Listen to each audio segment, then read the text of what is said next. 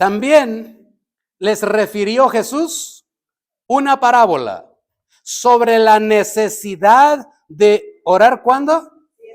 De orar siempre y no desmayar. Es una buena motivación. Diciendo, había en una ciudad un juez que ni temía a Dios ni respetaba a hombre. Había también en aquella ciudad una viuda, la cual venía a él diciendo, hazme justicia de mi adversario. Y él no quiso por algún tiempo, pero después de esto dijo dentro de sí, aunque ni temo a Dios, ni tengo respeto a hombre, sin embargo, porque esta viuda me es molesta, le haré justicia, no sea que viniendo de continuo me agote la paciencia. Y dijo el Señor, oíd lo que dijo el juez injusto. ¿Y acaso Dios no hará justicia a sus escogidos que claman a Él día y noche? ¿Cuándo claman? Día y noche. ¿Se tardará en responderles? Os digo que pronto les hará justicia. Pero cuando venga el Hijo del Hombre, ¿hallará fe en la tierra? Ocupe su lugar. Muchas gracias, hermano, hermana. Esta interrogante, hermano, ha sonado por la eternidad durante miles de años, desde que Cristo la expresó hasta el día de hoy que se acerca su venida. Cuando Cristo venga por su iglesia, ¿hallará fe en la tierra? Esto me motiva a pensar qué era lo que el Señor quería transmitirnos, darnos a entender acerca de la fe, porque a Él le preocupó y quiso dejar esta inquietud para que resonara en los años que Él tardaría para venir por su pueblo, constantemente en la mente de todos aquellos que tuvieran al alcance esta escritura o hubieran escuchado esa expresión que Él realizó en esos momentos. Su preocupación porque la fe verdadera no fuera contaminada, porque la fe verdadera no fuera extraviada, dirigida hacia otro lugar o tergiversada. Dijo el Señor, cuando yo venga, hallaré fe, la fe que es genuina. Y hay algo que usted y yo debemos de entender. Por el contexto que el Señor dijo estas palabras, encontramos el ejemplo del juez injusto y de la viuda insistente.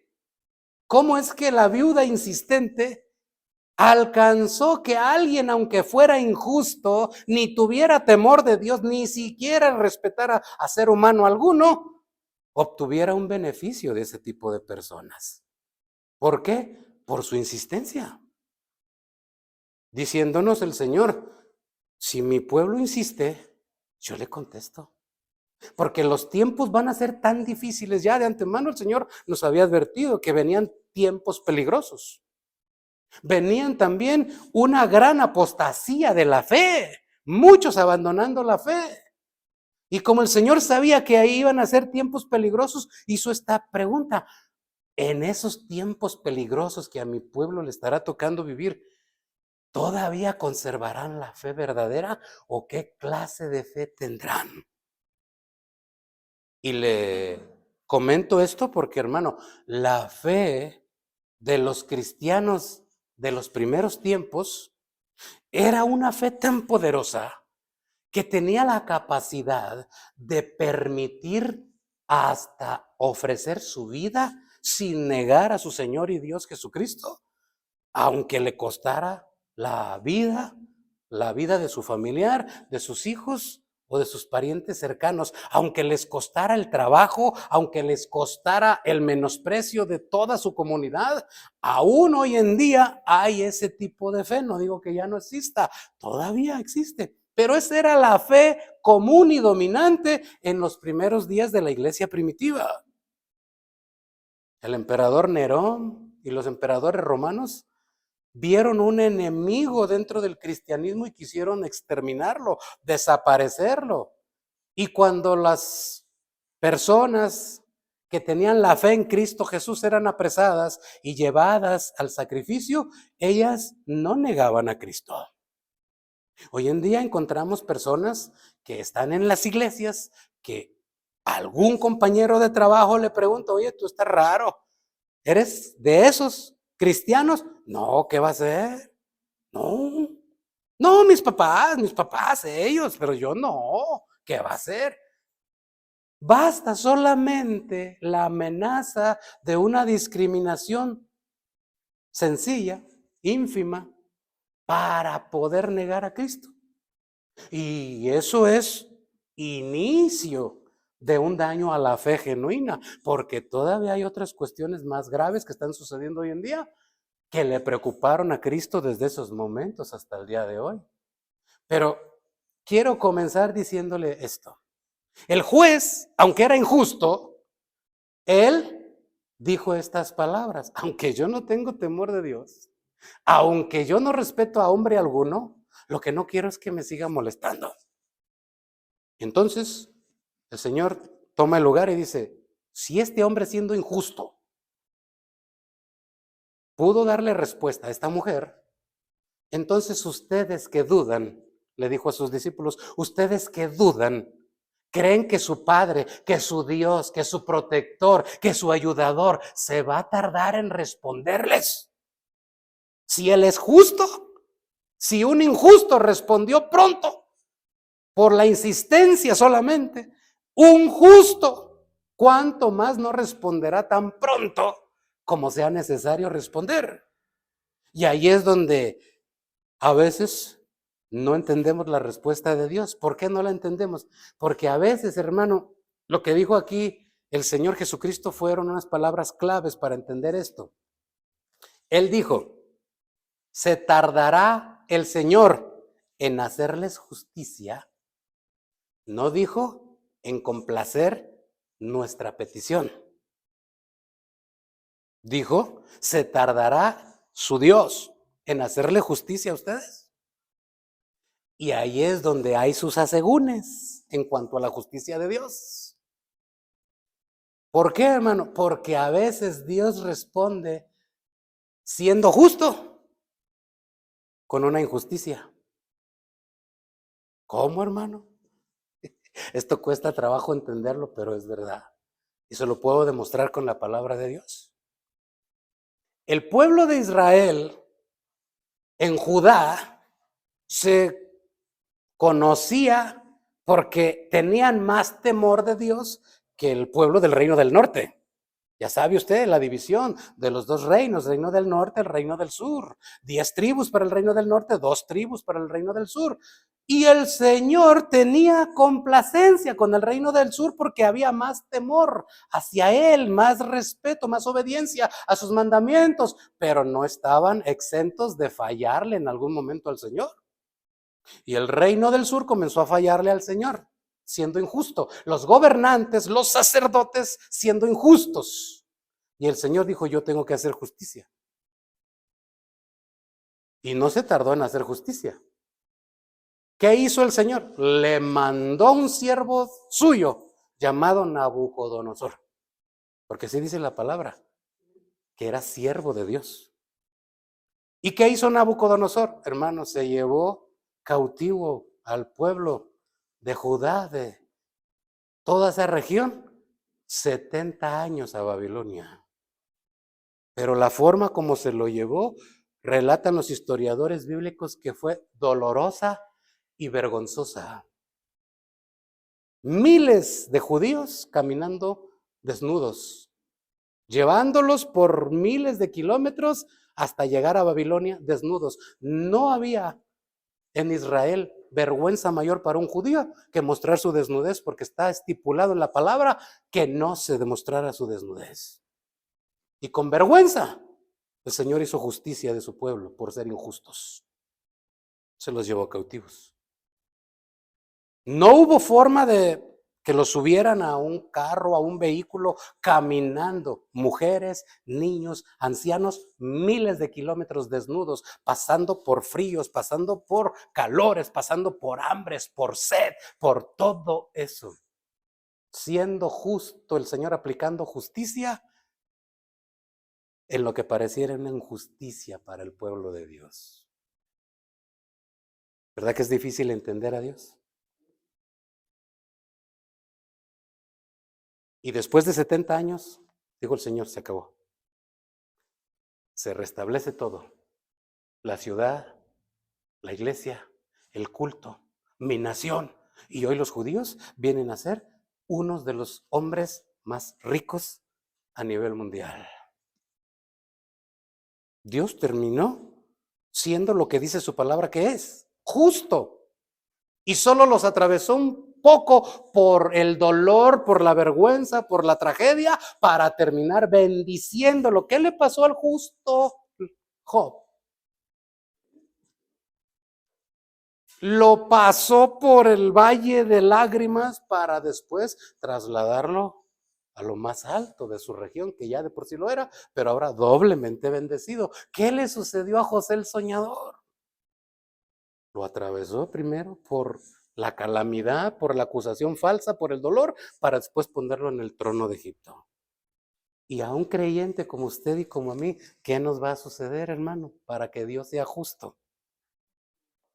Lo que le está sucediendo a usted, lo que me está sucediendo a mí, es por su justicia. Él es justo. Pero su final, dice Job, que al principio tu final fue, tu principio, tu inicio es pequeño, pero tu final será glorioso.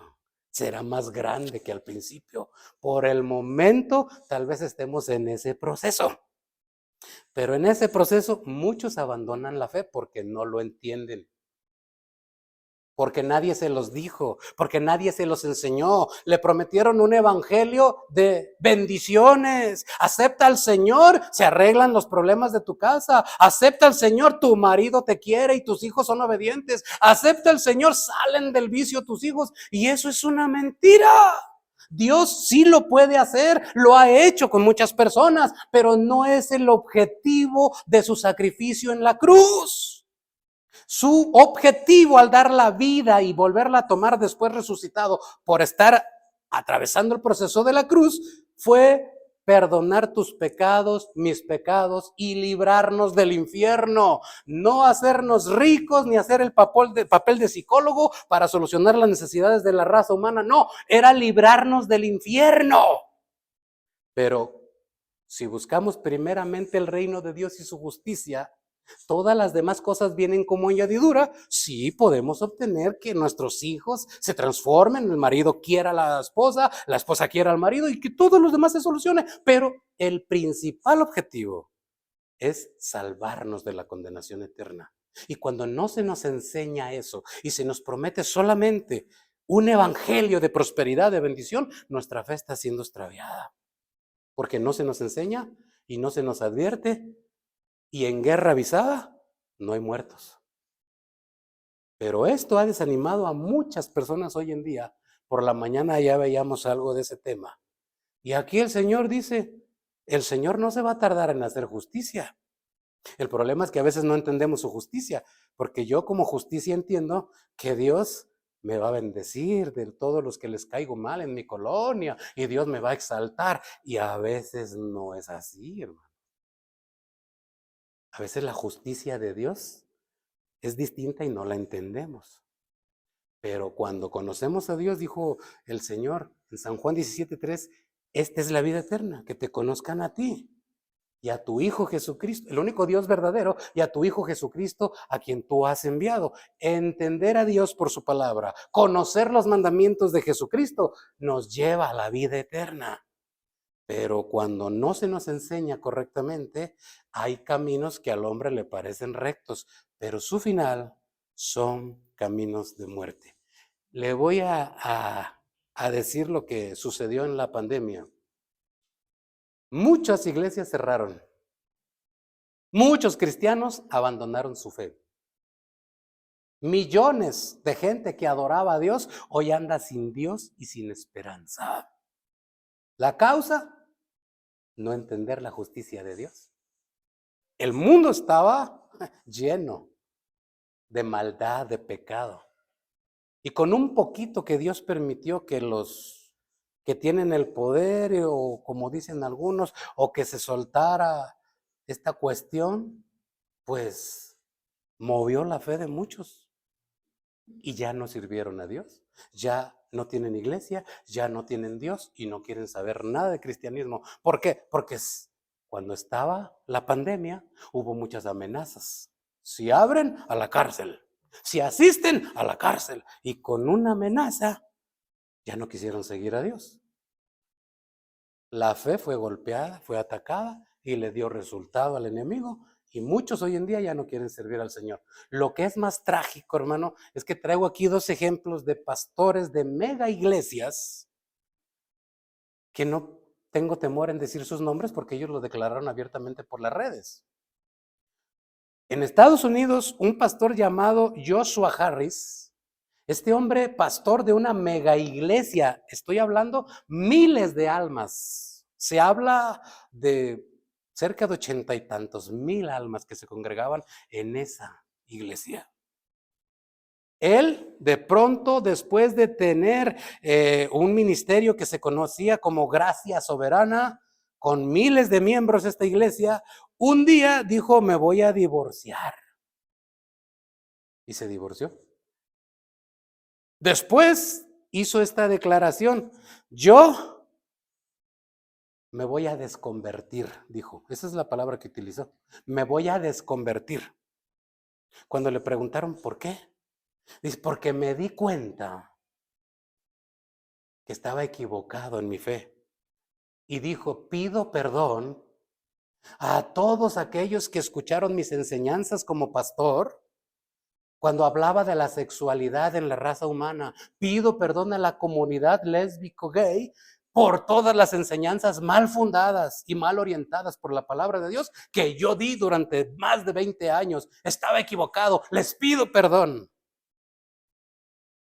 ¿Y qué cree que hicieron más de 85,000 personas cuando escucharon esto? Otro pastor, hermano, llamado David Gates, pastor en la iglesia por 20 años, de un ministerio llamado Familia en Gracia.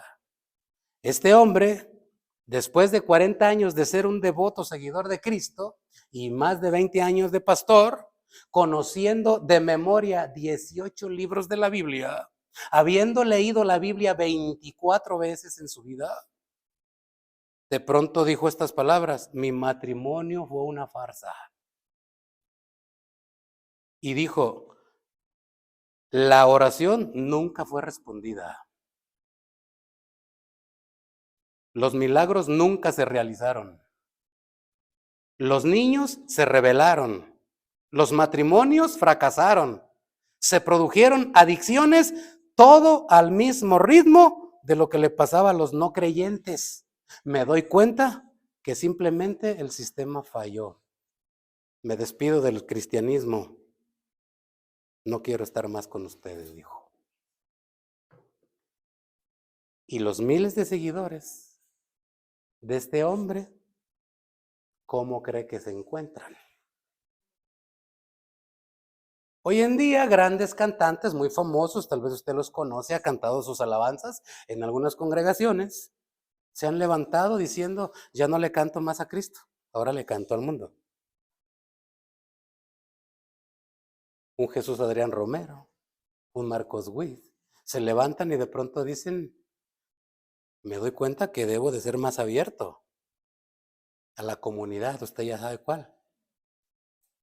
Y de pronto se levantan después de ser unos excelentes adoradores en sus inicios, ahora se cambian y son enseñadores y comienzan a enseñar cosas que la Biblia no enseña, solo porque tuvieron fama, porque tuvieron la oportunidad de un púlpito, y se levantan enseñando cosas que no tienen fundamento bíblico, que son más deseos de la carne que ordenanzas bíblicas.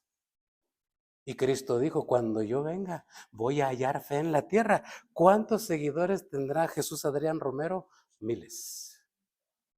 ¿Cuántos seguidores tendrá Marcos Witt? Miles, millones tal vez. Pero esto está sucediendo hoy en día. El problema, ¿sabe qué? Es que ya el Señor nos lo había advertido. Y vea lo que dice Mateo 7, 21 al 23, por favor. Mateo capítulo 7, verso 21 al 23, vamos a leerlo.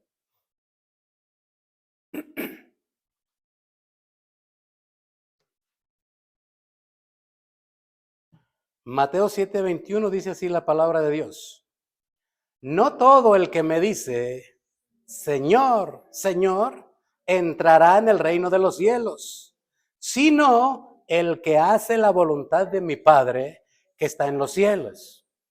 Muchos, ¿cuántos? Muchos. Miles, millones que están engañando a estos que acabo de mencionar. Me dirán en aquel día, Señor, Señor, ¿no profetizamos en tu nombre? Y en tu nombre echamos fuera demonios, y en tu nombre hicimos muchos milagros. El 23, vea. Y él entonces dirá, les declararé, nunca, ¿cuándo? Nunca me agradaron. Nunca llegaron a calificar en mi presencia.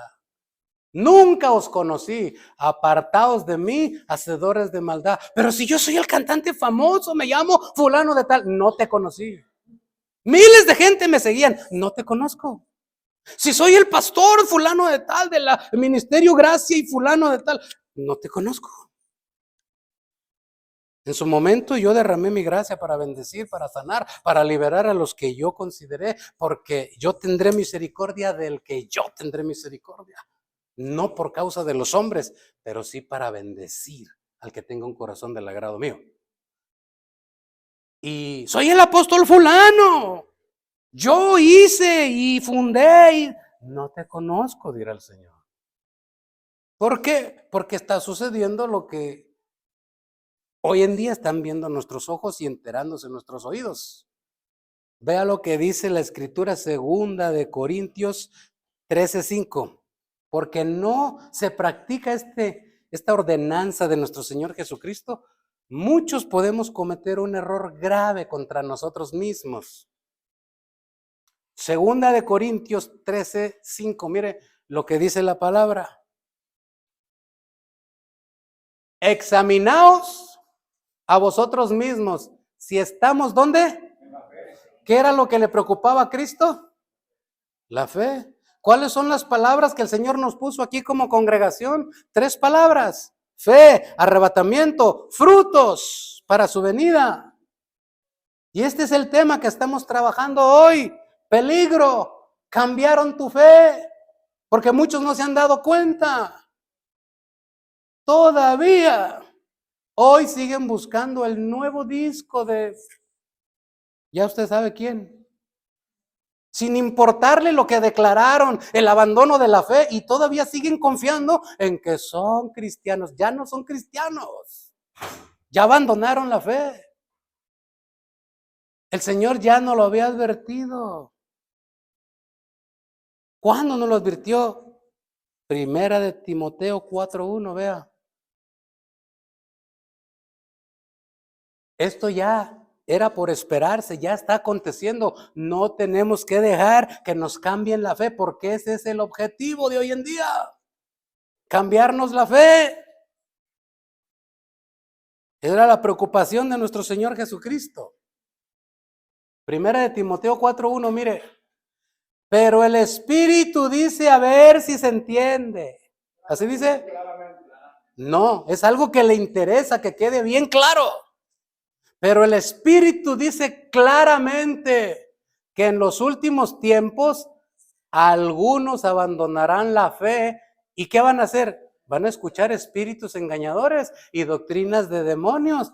Oiga, ¿qué doctrina será aquella que venga a enseñarnos un cristiano, entre comillas, diciéndonos que Halloween es una fiesta sencilla, normal, y que cualquier cristiano la puede practicar? ¿Qué clase de cristianismo será ese? Uno que ha abandonado la fe. Y esos cantantes que le menciono han tomado este tipo de enseñanzas para decirle a la cristiandad, no hay problema. Ignorando que Halloween, su trasfondo satánico es darle honra al maligno. Pero un cristiano que canta bien y que dice que sabe enseñar también bien, de pronto se levanta y dice, no le hagan caso a la Biblia, eso es inofensivo. ¿Será? Porque ahí dice que puede ser que sea doctrina de demonios la que me estén enseñando. Y hay cosas todavía más graves, hermano. Pero el Señor, sigo e insisto, como dicen los colombianos, vuelvo y repito, esto es lo que el Señor ya nos había advertido. ¿En dónde? Mire, vamos a ver de nuevo la escritura.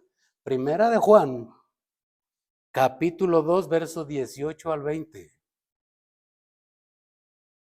Ya el Señor nos lo había advertido.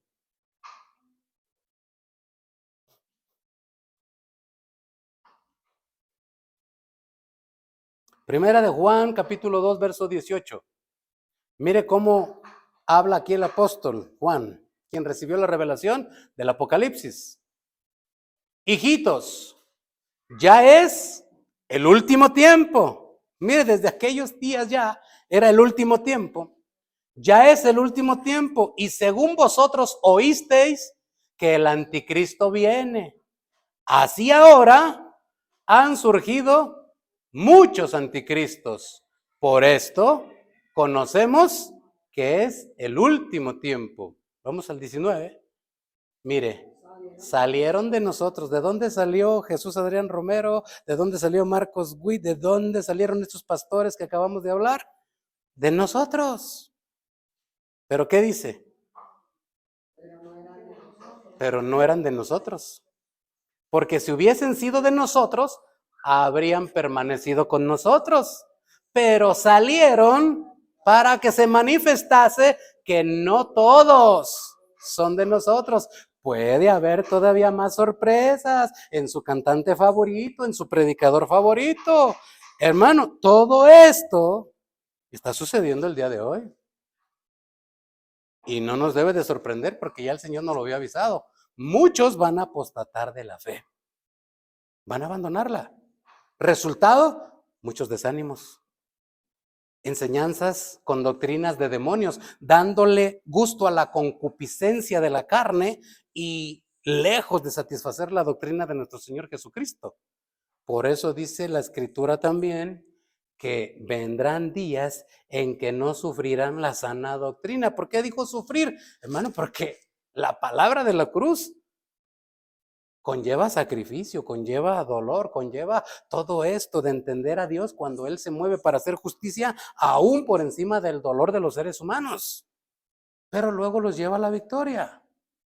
Si Cristo, por lo que padeció, dice la Escritura, aprendió obediencia, ¿quién soy yo para no padecer?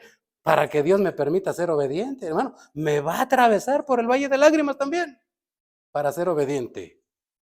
Y cuando no se entiende, uno cree a quien nos evangelizó mal. Todo se va a solucionar, tus hijos van a ser una lindura, tu esposo va a ser el mejor de todos los de la colonia. Hermano, y eso a veces no sucede. Y porque no sucede, la gente se desanima. Hay un extravío de la fe correcta, de la fe verdadera, que hacía que los creyentes de la antigüedad, aunque fueran contra su propia vida, dijeran, mátenos, extermínenos, quémenos si quieren, pero entre más se derrame nuestra sangre es semilla, más nos multiplicábamos y así sucedía. Más cristianos sacrificaban, más se multiplicaba la iglesia. Hoy en día basta un problemita para que muchos ya no quieran seguir a Cristo. Por eso le preocupó al Señor. Cuando el Hijo del Hombre venga, hallará fe en la tierra. Por causa de tantos que han torcido la fe, tantos que han tergiversado la verdadera fe y no enseñan conforme a la palabra, sino conforme a lo que la gente quiere escuchar. La gente quiere escuchar esto, hermano. En ti hay un campeón. Saca al campeón que llevas dentro. Así predican muchos. ¿Y sabe qué, hermano? Yo sé que usted conoce muchos casos de gente que Estaba con nosotros, pero ya no está con nosotros. Ahora siguió su propio camino y sigue diciendo que son cristianos. Una persona que hoy pues canta bonito, pero otro cantante cristiano enfermó, comenzó a perder peso, comenzó a perder la salud con amenaza de su vida y de pronto encontramos a una predicadora, cantante famosa que se para orar por este varón que tenía la enfermedad diciendo estas palabras: sánalo, Señor, y no acepto un no por respuesta. Esto fue muy sonado en los medios cristianos y tal vez usted sepa de quién me estoy refiriendo. Ahora sucede que los seres humanos le damos órdenes a Dios. Cuando el Señor dice por medio del apóstol Santiago: no digas mañana iremos y traficaremos a tal ciudad, cuando no sabes qué dará de sí el día. Mejor digan si el Señor quiere. Y cuando nos encontramos ante un problema, ante una adversidad, ante una necesidad, nuestra responsabilidad es decirle: Señor, si tú quieres, como dijo el leproso, si tú quieres, yo sé que puedes. Es en base a que Él quiera, no en base a lo que yo quiera. Y una mujer con una doctrina de confesión positiva, porque ese es el problema, que hay dos doctrinas que son veneno para la fe genuina. Una de ellas, la palabra de fe. Otra, la confesión positiva. ¿Qué es la confesión positiva? Lo que hizo esta mujer. Confiésalo y es tuyo. Ah, sí. Pues entonces que venga un Porsche a mi cochera. ¿Ah? Y llegando lo quiero. No te tardes. Ella se atrevió a decir: no acepto un no por respuesta. ¿Solo porque yo lo digo? ¿Será? Qué irreverencia, qué gente tan extraviada de su fe para creer que uno puede ordenar algo al reino de los cielos y más a nuestro Señor. Eso es un error gravísimo, pero es una doctrina de la confesión positiva. Decláralo, decrétalo, es tuyo. Ja, sí. ¿Y tu paleta? ¿De qué la quieres? Es en base a si Dios quiere. Todo, todo. Fue creado por medio de Él y para Él. Pero en base a esas malas doctrinas, muchos cristianos andamos creyendo y nos dicen: usted diga como dijo aquel siervo de Dios, todo lo que pises la planta de tus pies te lo voy a dar. Hermano, pues a mí no me he dado ni un terrenito y he pisado colonias enteras, ¿no? No es en base a lo que yo declare. Y se levantan personas enseñando una lógica para golpear la fe de esta manera. Le voy a explicar para que me entienda. Con lógica humana, no con palabra de Dios. Y de pronto dicen: hermano, si usted tiene un tigre y ese tigre tiene un hijo, entonces el tigre ¿qué es? Hijo de tigre, es tigrito, ¿va? Y la lógica humana por delante. Usted es hijo de Dios, entonces usted es un diosecito. ¿Sabe cuál es el problema? Que mucha gente lo cree. Y de pronto, y como usted es hijo de Dios y es un Dios chiquito, uno dijo por ahí, un predicador muy famoso, dijo: usted es Jehová Junior, le dijo. Y la gente lo creyó. Entonces usted ya puede decretar y determinar. ¿Sabe usted que el único que puede decretar es Dios? La metafísica se atribuye este poder, pero este es único y exclusivo de Dios. Dios decreta y Él sí puede cumplir. Yo decreto y quedo en vergüenza. Lo que yo diga, si no viene de Dios, no se cumple y quedo en vergüenza. Y el Señor dijo: si alguno habla de parte mía y no se cumple, el tal es un falso y un mentiroso, apedréenlo. Qué bueno que ya no estamos en el antiguo pacto, man. Ya nos hubieran apedreado, ¿sabe cuántos? Pero la fe está siendo golpeada. La fe está siendo atacada con todas estas malas enseñanzas. Y a veces usted y yo las practicamos sin saber, hermano. ¿Por qué? Le voy a explicar por qué. Cuando yo le pregunto a usted: Hermano, ¿cómo se encuentra usted? ¿Qué me dice usted? ¿Cómo? Mm. ¿Sabía usted que eso es una doctrina de la confesión positiva? ¿Y nosotros la usamos? Es que se nos enseña a decir que estamos bien, nunca a decir que estamos con problemas. Pero problemas sí tenemos, ¿verdad que sí? Y a veces ni bendición traemos, ¿verdad? Pero respondemos bendecido. Y no es cierto. Eso es una doctrina de la confesión positiva y la iglesia la practica. Ah, ya no le digan, hermano, Dios te bendiga. ¡Shh! ¡Cállate! Si le dices Dios te bendiga, es que tú estás declarando que no está bendecido y él está bendecido porque es hijo de Dios. No es cierto. Hay hijos de Dios que tienen problemas económicos. Hay hijos de Dios que están en una enfermedad terminal. Porque es el fin de sus días. Y no por decir que está bien, le dicen a la gente, usted diga que está sano, usted, pero tiene cáncer, usted diga y repita, estoy sano, y se mueren de cáncer. ¿Solo por confesar va a suceder? Claro que no, claro que no. Pero eso le enseñan a la gente hoy en día.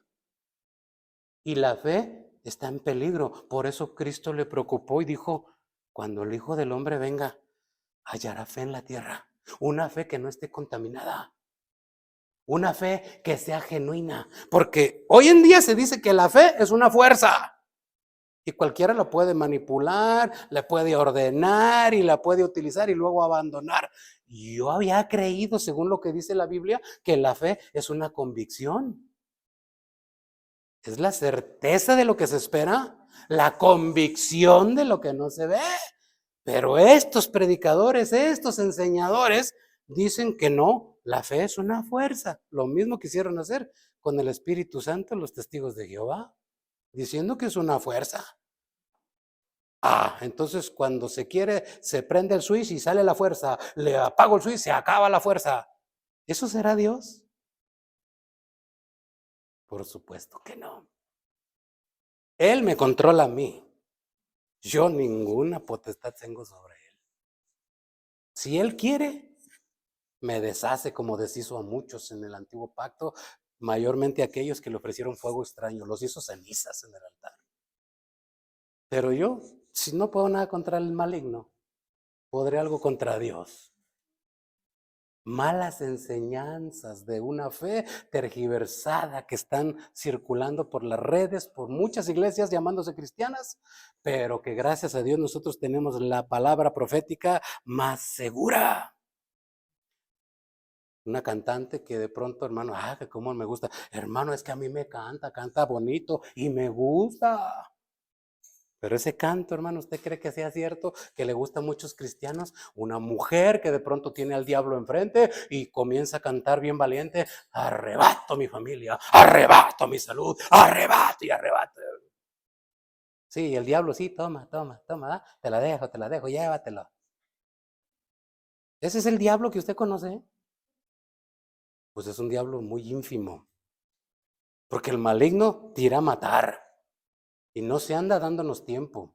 A ver que en qué momento estoy bien con Dios y me pongo alegre, canto y te arrebato y me arrebato. Y la arrebatadera por todos lados. Eso es una mentira. Si Dios no lo hace por usted, usted no puede arrebatarle al diablo nada. Es Dios el que hace la obra por nosotros. Porque él mismo dijo, el Señor peleará por vosotros y vosotros estaréis tranquilos. Pero los cantantes, pues se oye bonito, hermano, darles autoridad a los cristianos. Arrebátale, ándale, arrebátale, llévatelo, te lo dejo. No, hermano, es una fe falsa. Se tiene que enseñar cómo se tiene que enfrentar al maligno. Y la palabra dice, resistid al diablo en la fe. No arrebatándole.